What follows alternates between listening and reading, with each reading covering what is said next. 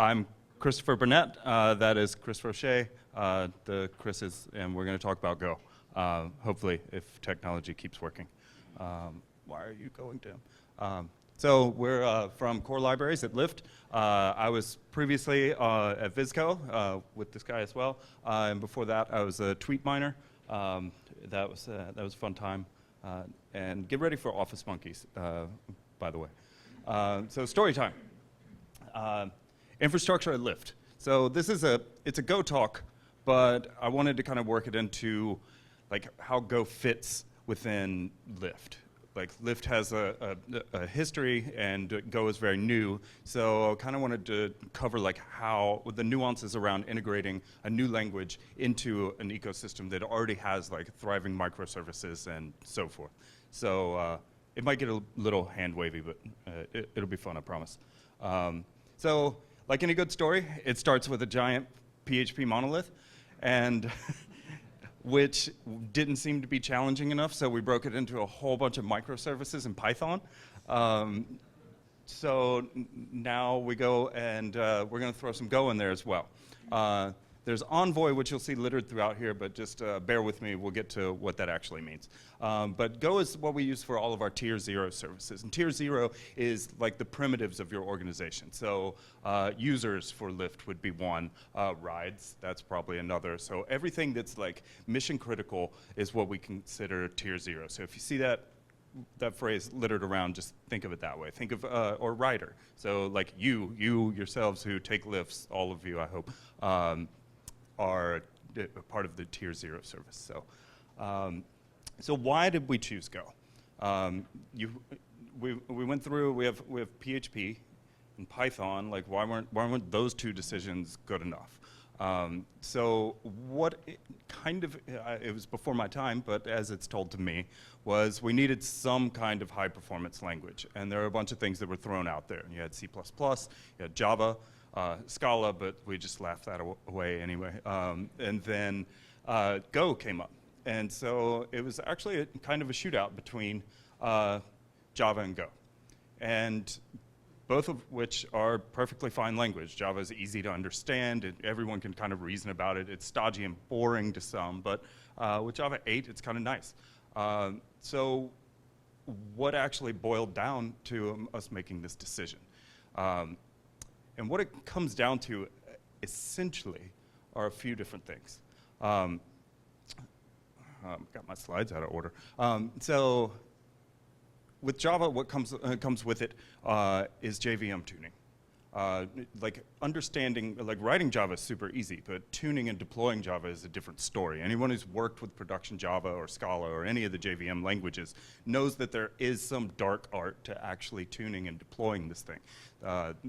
Each application kind of comes with its own special request, like requests are handled differently. Memory management is kind of hard to get your head around, and you got to know just the right xvvm whatever commands to just get everything just right.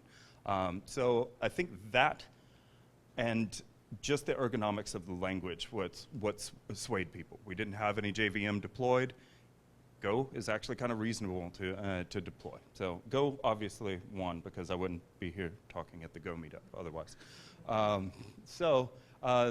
I had to do like the traditional like law of threes, so this is why. Speed was a really good consideration here, and so, but it's not just speed in terms of the language and performance. NetHTTP, which is essentially the backbone of everything we're going to be using, we're writing a service layer, so that has to be super fast, or at least fast enough. gRPC, which is our service framework that we use, we didn't write it, but that's what we have deployed everywhere. That's super fast as well. But engineering ramp-up time is actually pretty quick.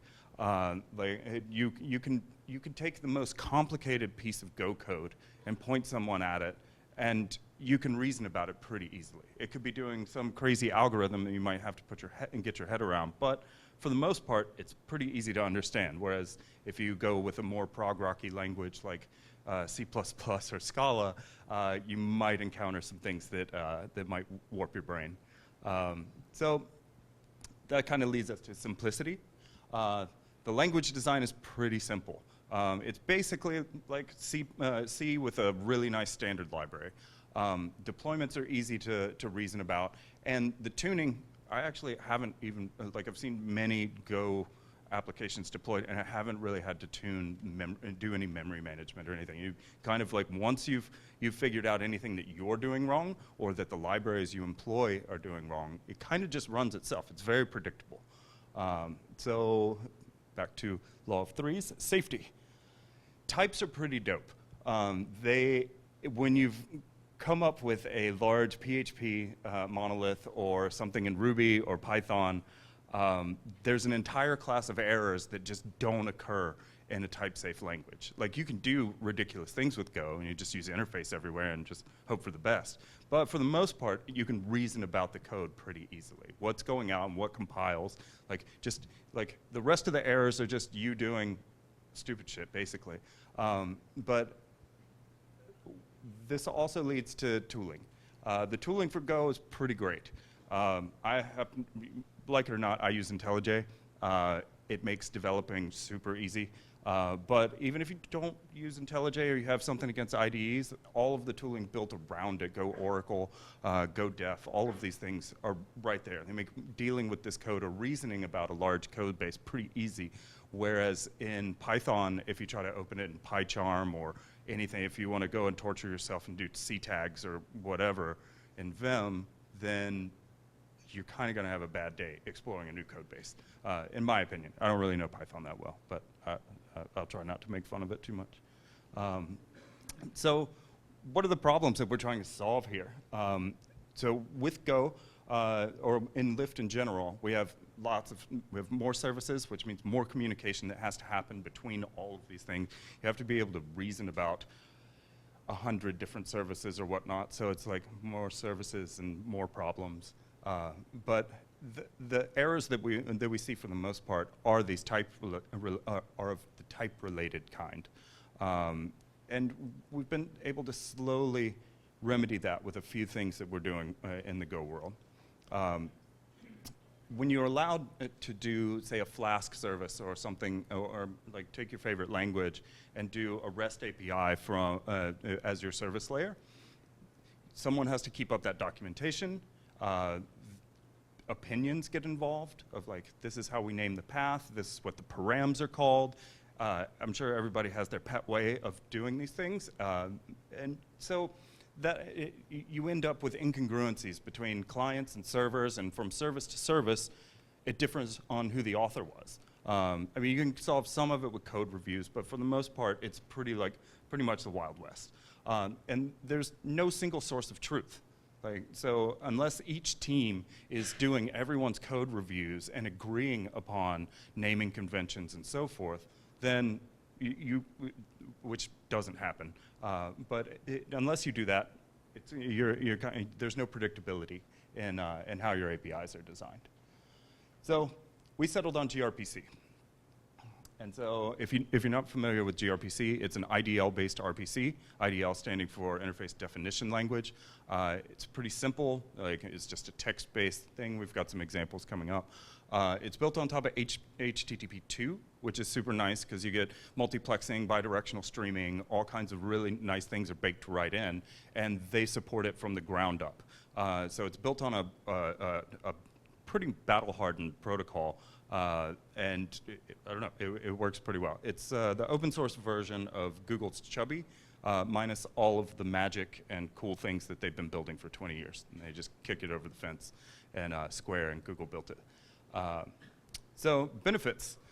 So the benefits of using an IDL is that it standardizes the API definitions. All the I/O is understood, as in the request input and the request output, plus an error on the output. We can enforce types at the service boundary. So we know what's going in or out, regardless of the language. So we can have Python talking to Go, talking to PHP. All of these things are possible, and they all speak pretty much the exact same types on the wire. And so back to the original point is IDLs become the single source of truth. And so we'll demonstrate kind of what that means exactly for us. So our tier 0 core services. So these are all of our business layer primitives. We use Go for its type safety and all the performance and all of the, I already said all of this. So we'll get to, do I want to explain what interceptors are? Okay. But so we extend all of this with interceptors. So how do we extend gRPC? If you're familiar with any type of like Flask or Sinatra or any of those things, they have middleware, or there's Node things as well, Express. All of them have basically a concept of some middleware. And so this has a funky signature, but it's actually quite powerful. So what this does is allow us to thread request ID down through the context, and then that can be passed from service to service all the way through the entire stack for the request path. So we use this to add custom logging, metrics, the request scoped info, which would be request ID. You can put trace ID if you want to use something like Zipkin or Dapper or anything like that. This makes it super easy. Like you write one function, satisfy this, this method signature, and then do your magic inside, and then return the handler.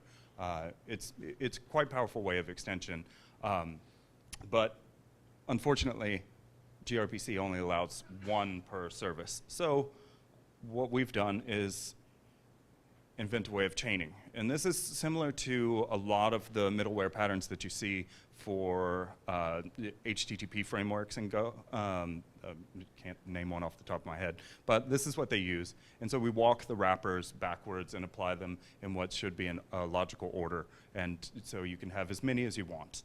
And so on the outside, that looks like this.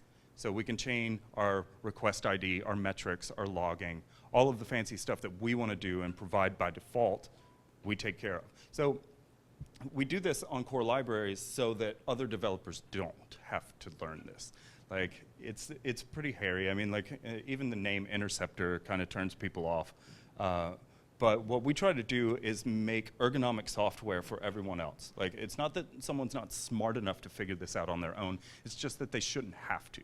So we solve a lot of this stuff, and gRPC gives us the ability. If you want to go and learn how to write a chain, then you can actually provide this, and we ship it in our standard lib, and everybody gets the benefits. So we automatically get custom metrics for every RPC call. So we have histograms, timings, error counts, everything. You can just patch it right in. It could be way easier, though, and we've talked to the Google team about that. So the future of what we're looking at doing is not just extending this through interceptors and just patching in with middleware, but actually extending like down at the base of Protalk Gen Go. Protalk is a whole other talk, but it's basically how you generate all of these things. This way, we can actually generate, since the lack of generics, we can generate the type-safe code to do all of the things, like kind of whatever you can dream up. But unfortunately, we have to fork it in order to do that. So that's cool, but we have this myriad of other programming languages that we have to deal with. Like, Python's not going anywhere. Like, as much as I don't like PHP, like, complaining about legacy software is pretty unfruitful. Like, that's the name of the job. You come in and you look at a thing and you learn how to excise portions of it and move it off where needed. You take business value out of what's most important to the business, you carve that out and make it highly performant. Like, you can make fun of, I mean, we make fun of programming languages all day, but like in all actuality, that's the name of the game. So what can we do using our fancy type-safe language that can help the other languages come along? How can we improve them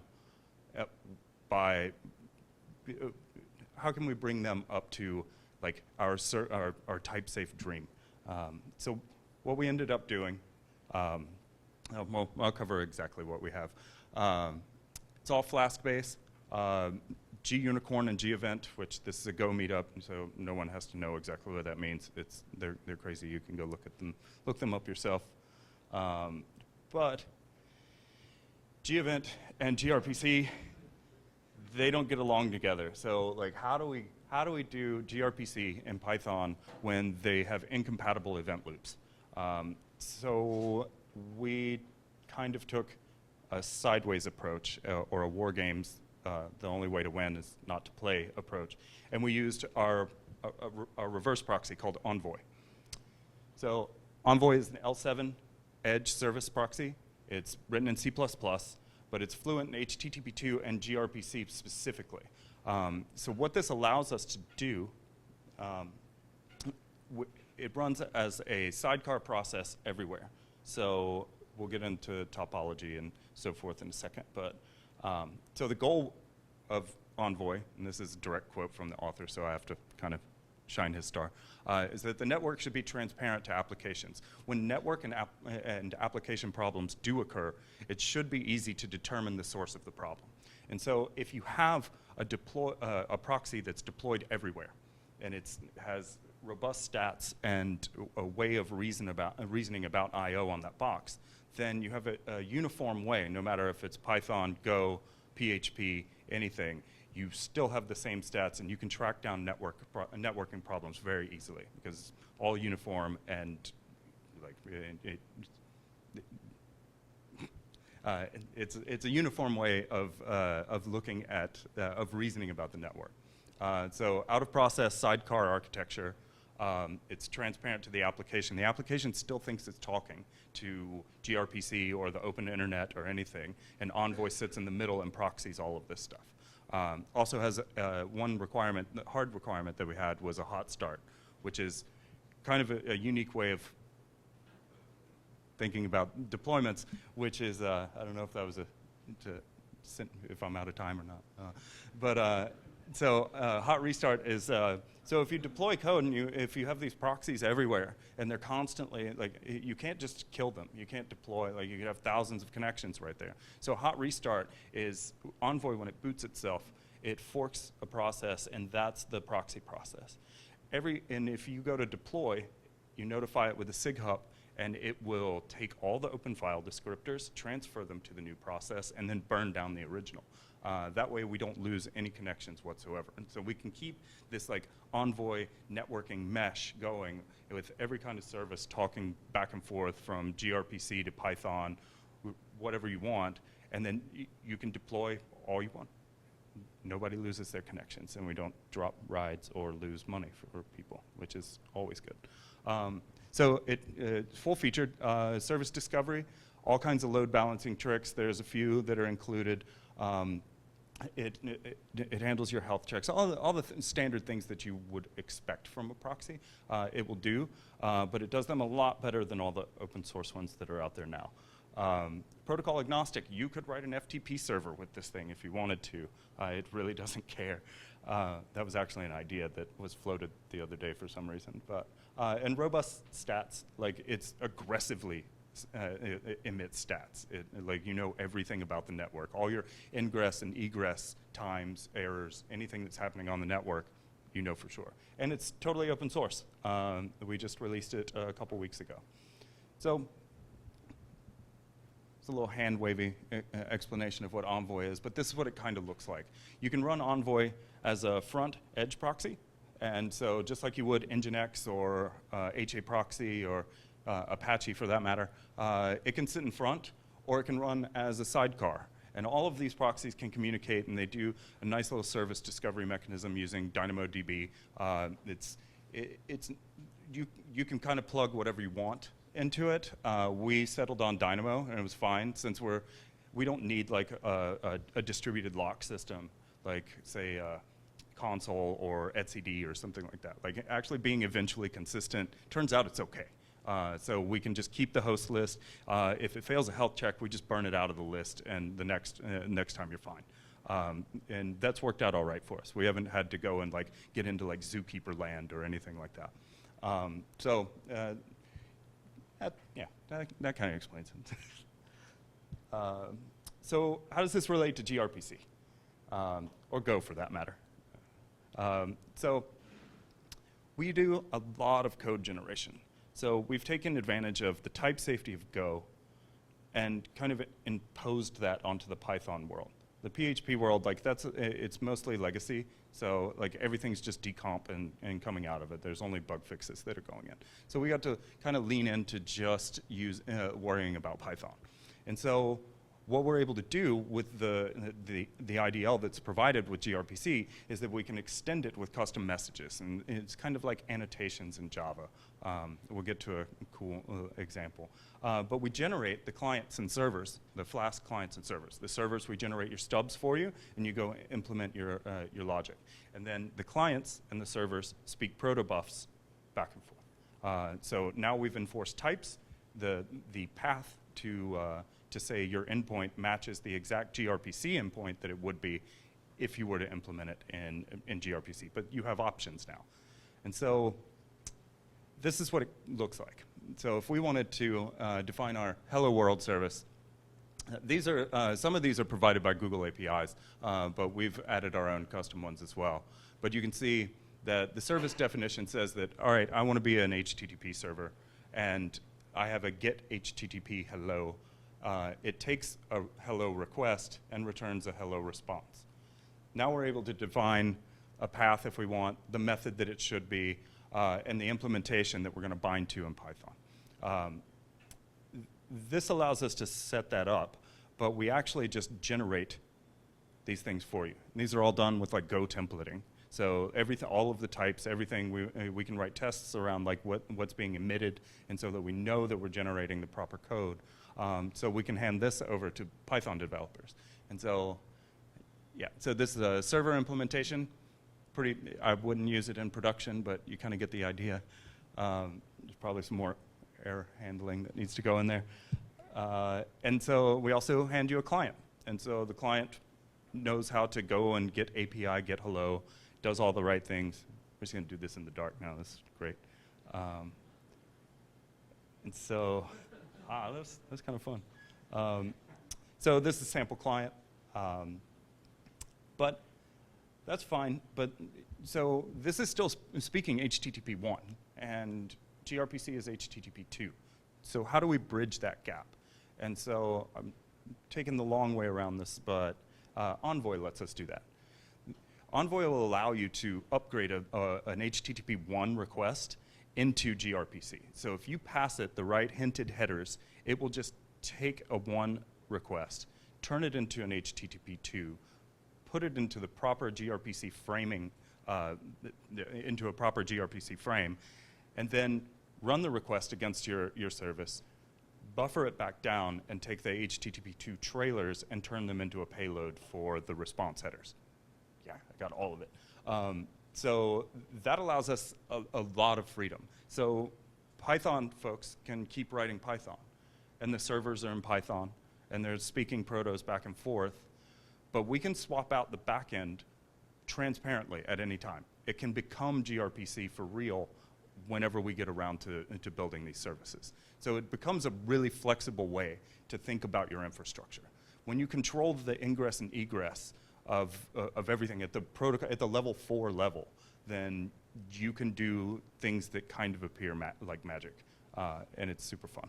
And you can make languages like PHP, which, or Python for that matter. PHP has a really bad time with gRPC. It's not as, the language isn't as, or the library isn't that mature.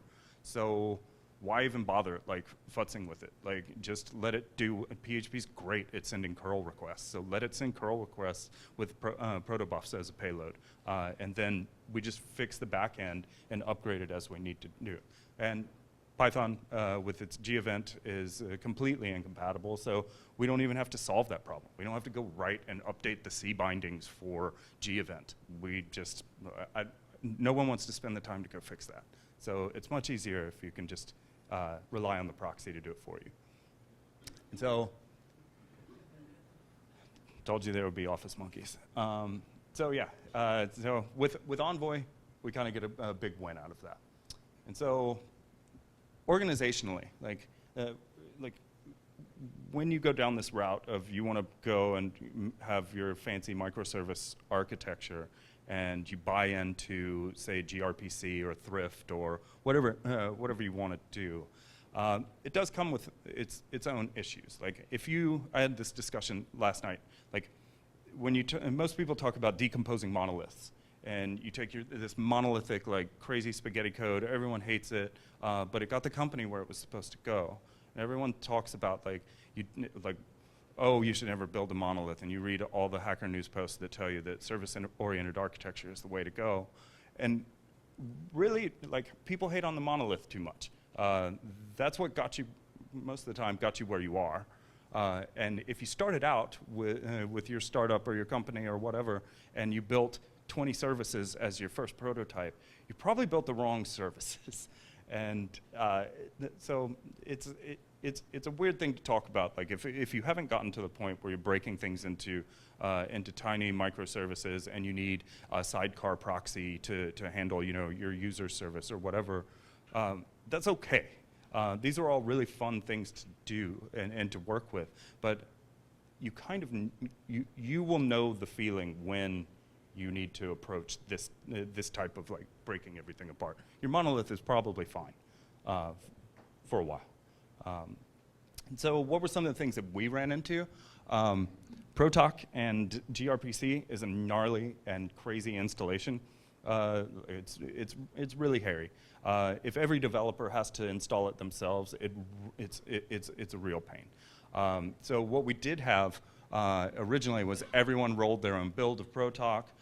This led to like divergent versions of gRPC just hit 1.0, so things were changing wildly. So you could have binary incompatibility of the types you're sending across the wire because developer A decided that she wanted to build with gRPC 0.85, and then developer B had some other version, which was it's insane. It's really hard to reason about, and you can't have that happen in production.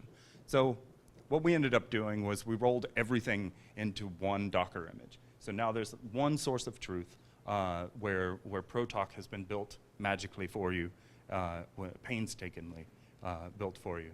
And we run the build scripts for every language. So right now we support Go and we support Python, but we can build PHP, we can build Java, iOS, everything. We haven't gotten into doing this on the client yet, but we're really close. And it's going to be interesting because your REST API it goes away after that. You speak pure gRPC from the client all the way up to your backends. We volume in. There's an example of all of this. I'll post the link so you can actually see what I'm talking about. But we take a package cloud, Debian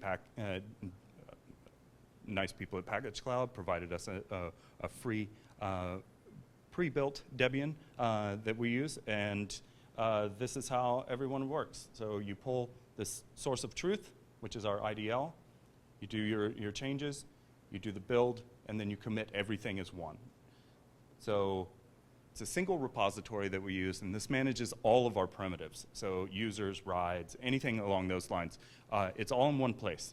And so you make an IDL change, and then you generate it, and then it's all committed together. And people get kind of weird about that, but I promise it's fine. Committing generated code is fine. You may have like bad experiences, but I promise it's okay. The way that we keep everything in check is that CI verifies that every change is represented in the generated protobufs. So if you go and change or add a new field to, say, the rides message, the CI will check to make sure that the Git working tree is clean. And we also generate tests alongside everything. So because it's generated code, so you can't trust it entirely, but so you make tests for all of it. So that being said, we use gRPC and IDLs for everything, and Chris is going to take over and show you kind of all of the Go portion that I did not talk about. You all can hear me? Yeah. Excellent. Awesome. As Chris mentioned, all good stories begin with the PHP monolith. That's half the story. They all begin with a PHP using Mongo as their backend. And that's also true for Lyft. At Lyft, we had Mongo, we had PHP. If you're familiar with the PHP packages du jour, Doctrine is kind of the most feature-rich ODM for interacting with Mongo. As we've migrated into Python and using PyMongo or Pynamo, something like that for Dynamo, we've also started moving into Dynamo with other services and stuff. Now that we're doing Go, we need something equivalent. And there are a few ODMs in Go already for Mongo, for Dynamo. The AWS SDK for Go is actually pretty solid. It's a really gnarly API to work with. So we have all of these IDLs, all these protobufs that describe the interfaces between our services. Why not we do the same thing with talking base, especially for these mostly schema-less formats, and do it in a way that you could use the same messages, the same protobuf messages to describe your data as that you're sending the wire. So Chris and I have been working on something called OD that works for both Dynamo and Mongo. It has a very the schema and generate type-safe ODMs for interacting with the database. So what does that look like? Here's a sample configuration of a repository. You set up a client with Dynamo. Let me zoom in a little bit. Enhance. This is essentially what it looks like. Set up a client, which just is a wrapper around whichever driver you want to use. In this case, we're doing a Dynamo one, so we have a Dynamo client, and we create a new repo off of that client, tell it what table name it is. And this is now type safe. How did we get there? The interface for these repositories kind of look like this. And you'll notice that they're very, very similar. All of this gets generated using a plugin, and we'll go into that in a minute and show you an example. It has lifecycle event hooks. So if you're familiar with Doctrine, there's a lot of pre and post hooks for a lot of the interactions with interacting with database.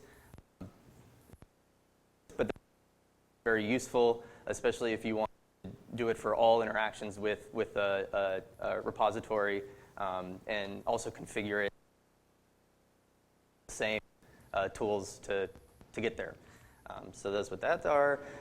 The models, as we said, they're written in protobuf. So this would be an example semi-kitchen sink model. You can see that we're importing our OD extension into the protobuf, and then we labeled the user message to indicate that we want it to be both a Dynamo repo and a Mongo repo. So we can actually generate both for both databases using the same schema. We have the ID 64. We indicate that it's the primary ID. For both of these, you can change things. So unfortunately, protobufs and gRPC don't expose any way for you to modify like the BSON field tag or the JSON field tag even for that matter. So we built custom extensions into Protalk to allow us to set these kind of overrides. And like for instance, the omit or omit empty, we've also had to add to these extensions, similar to JSON and BSON's omit if empty and that sort of thing. So thank you. Hear me better now? Is that better? Okay, cool. This will make the coding challenge a little bit more exciting, I promise.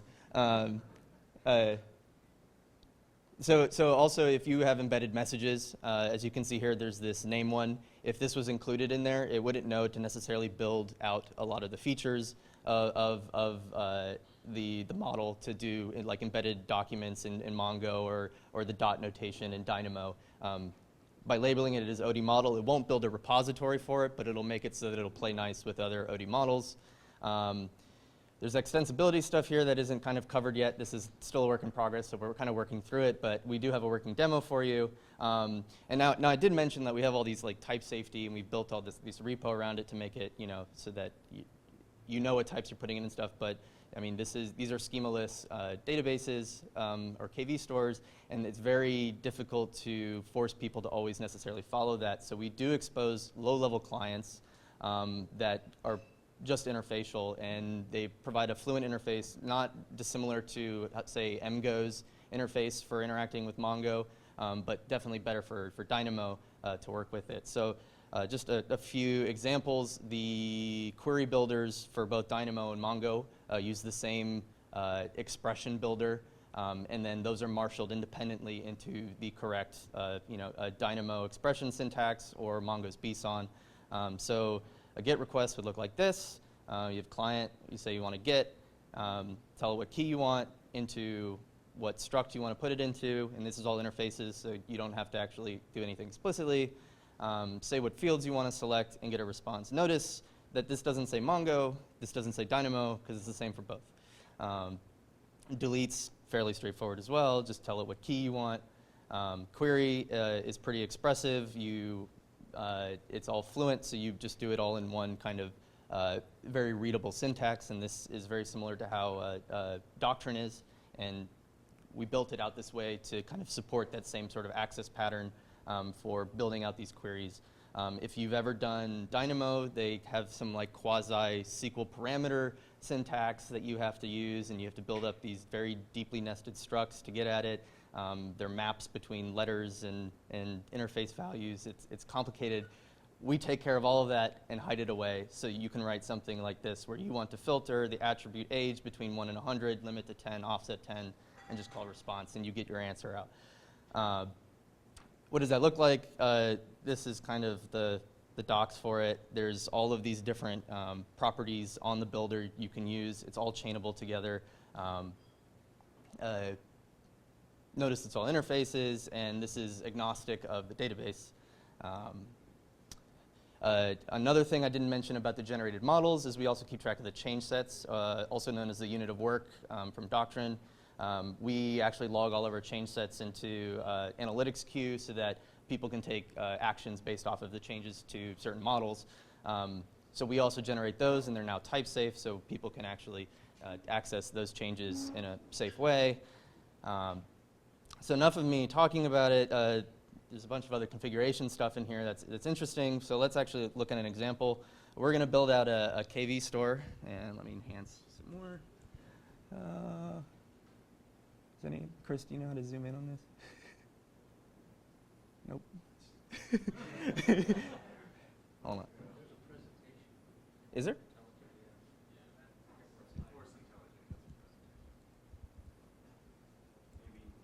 Oh. There we go. Is that better? Bigger? Can I make it bigger? Okay, all right, enhance. So here is a kind of the definition to set up a KV store service. So suppose you're starting a new service. It's fairly cruddy to begin with. You don't need to do a lot of manipulation of the data. We're just going to build out a KV store in Mongo. Probably not the best choice for databases, but bear with me. So our message, and this is fairly vanilla, but we have a message here that has a string key and a string value. Is this legible enough? Okay. So it's identified as a Mongo repo. So this tells it to generate the Mongo repo. We say the key is the primary, and we also set the name equal to _ID just to be consistent with Mongo practices. And then the rest of this is gRPC related. So we have a put request that takes a KV. We have a get request that takes a key, get response that takes a KV, and a delete request that takes a key. An empty response, and here is the service definition with put, get, and delete. This basically just defines the gRPC API. So next is, oh gosh, this broke everything. This is the wrong project. What was that?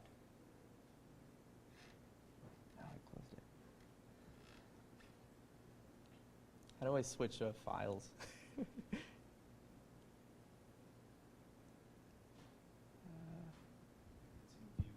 Is it?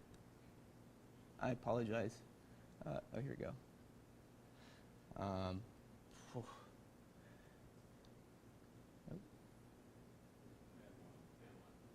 Command 1?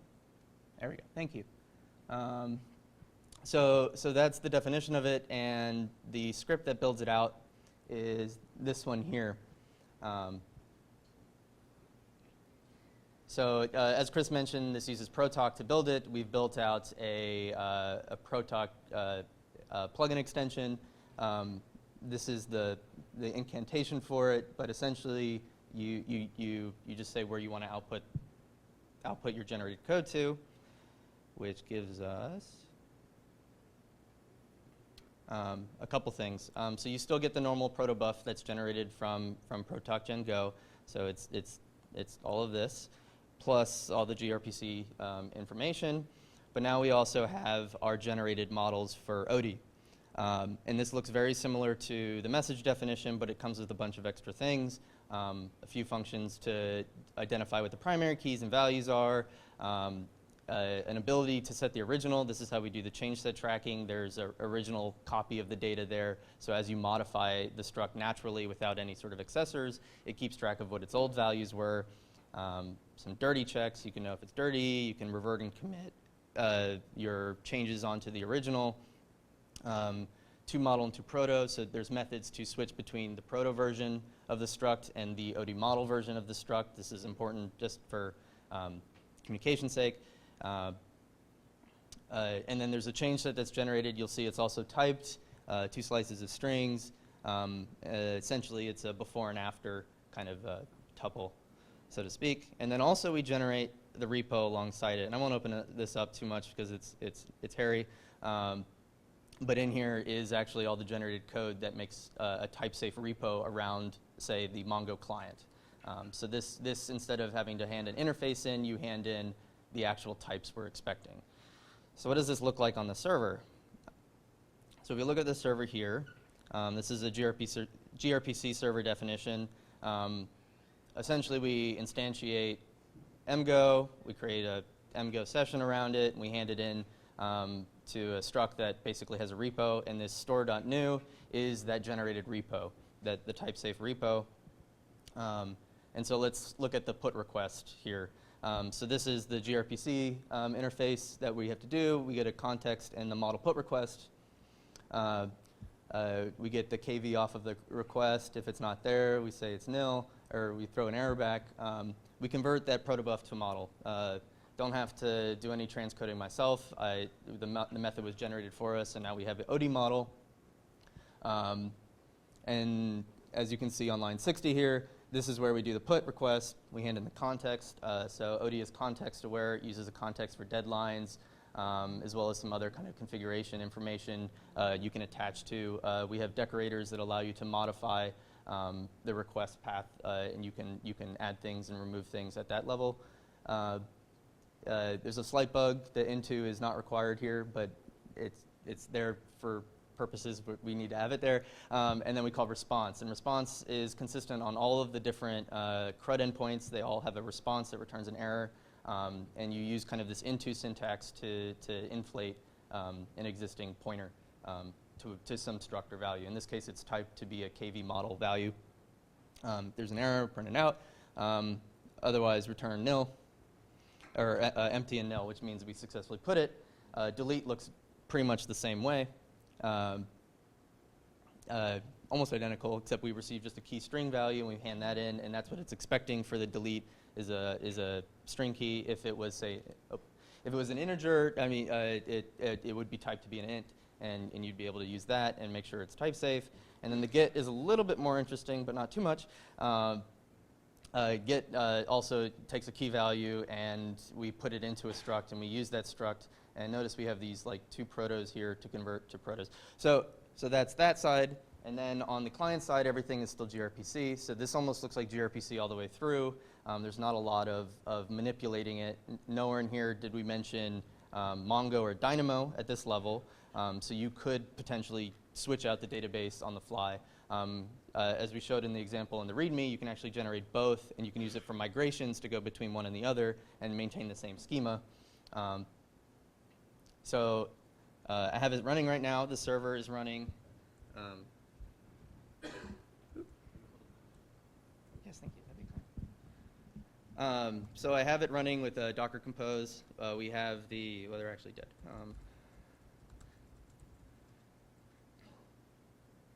Oops.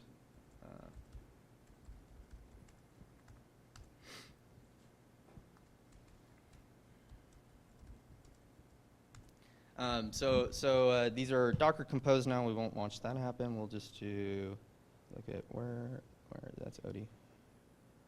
We'll look at the compose file.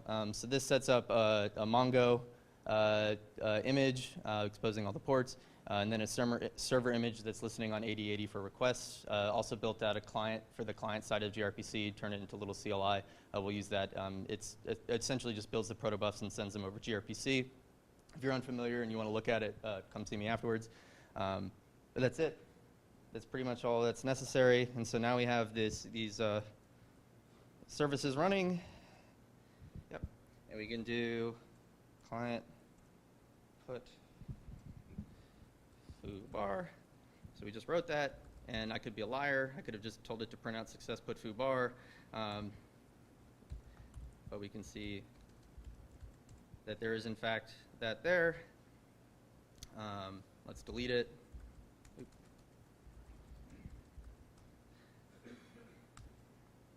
It's gone.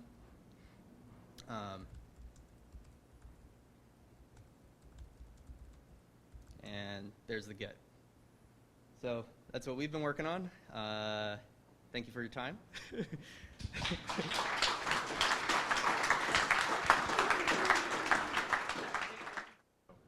The question was, do we have any plans to rewrite Envoy in Go? Not exactly. It's written in a very modern C++, X11, whatever it's called, and it's probably going to stay that way. I can't. But this is the third iteration of something like this that the team has built, and they're pretty confident in C++. It's high performant. I mean, Go is very fast, but for something that's going to perform and sit as an edge proxy, you kind of still need the raw power of native code. That said, there are components of it that are Go. The rate limiter that's built into it is currently written in Go and will probably stay that way. Service discovery is also written in Go. So it plays nice with Go, I guess. So. It speaks gRPC for rate limiting and anything that it has to call out to another language. So we've kind of unified around that. So it makes things a little more simple.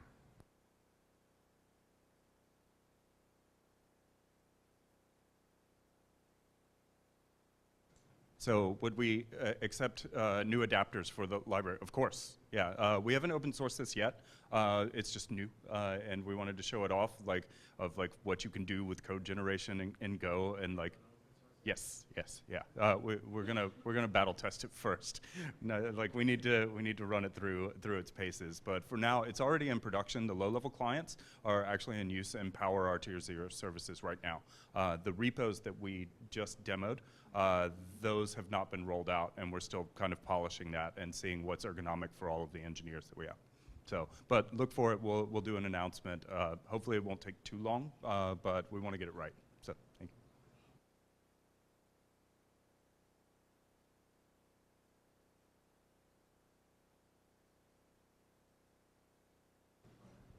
So the question is, we have both Dynamo and Mongo. Do we handle migrations between the two?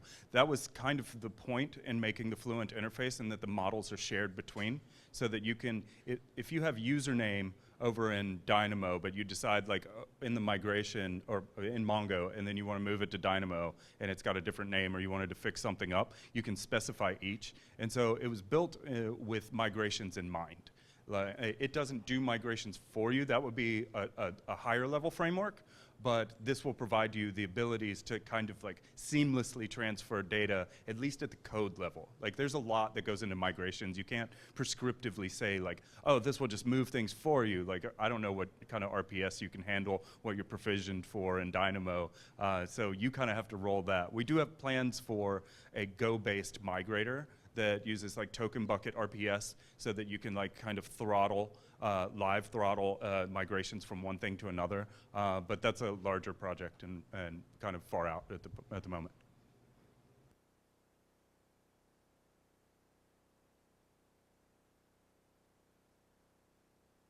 So does Envoy support distributed tracing? Yes, natively. We're working with, is it Dapper? It's the zip. Lightstep, that's what it is. We're working with them. If you're familiar with Zipkin, it's kind of along the same lines. But yes, Envoy, so since it's deployed everywhere, it knows how to handle the tracing. We can do a lot of really interesting things because the ingress and egress is controlled by us. And so we can, if your application doesn't know anything about how to do tracing, it doesn't have to. Interestingly though, built into one of the middleware for Odie is tracing.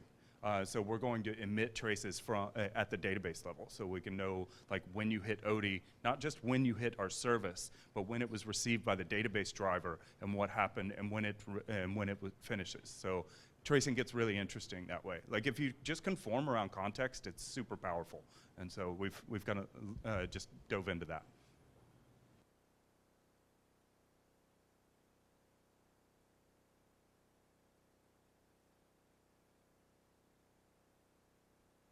So what's the timeline for OD? That is a good question.